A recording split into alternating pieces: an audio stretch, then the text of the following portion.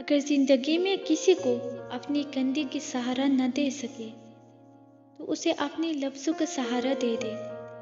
ٹوٹی ہوئی، ہاری ہوئی اور کسی کے حق میں بے بس لوگ اکثر لفظوں کی سہارے بھی سنبھل جایا کرتی ہے۔ باقی تو اللہ پاک سے بڑی جوڑنے والے اور یکجا کرنے والے ذات کسی کی نہیں ہے۔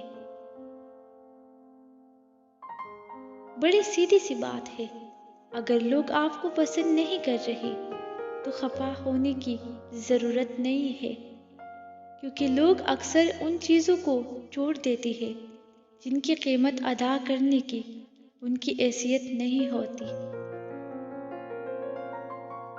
خلوص اور اچائی صرف الفاظ میں نہیں، اپنی نیت اور فطرت میں بھی پیدا کرے، تاکہ آپ لوگوں کے عیب نہیں، ان کی خوبیاں دیکھ پائے۔ اپنے دل کو مضبوط کرے اور ہر ایک سے یہ توقع رکھنا چھوڑ دے کہ وہ آپ کی بات کو سمجھے گا، اور ویسے بھی ہر بات ہر ایک کے لیے نہیں ہوتی۔ کسی ماہر کا کہنا ہے، کسی کی میٹھی باتوں کا ہی مطلب ہرگز نہیں ہوتا کہ آپ اس کے لیے خاص ہیں۔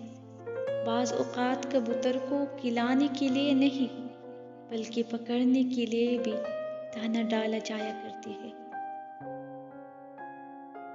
دل کا سکون پانے کے لیے دلوں کو سکون دینا لازمی ہے۔ جب تک دوسروں کی دل آپ کی وجہ سے بے سکون رہے گی، آپ کو کبھی بھی حقیقی سکون نہیں مل سکتا۔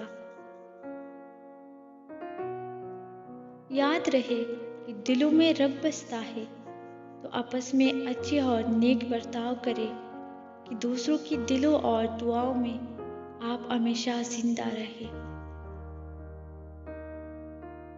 اور اپنا کردار اتنا مضبوط اور اپنا ضرب اتنا وسیع رکھے کہ آپ کے ساتھ لوگوں کے لیے سکون اور خیر پہنچانے والے ہو، اور ان کے لیے آپ کا ساتھ باعث تقریب بنے۔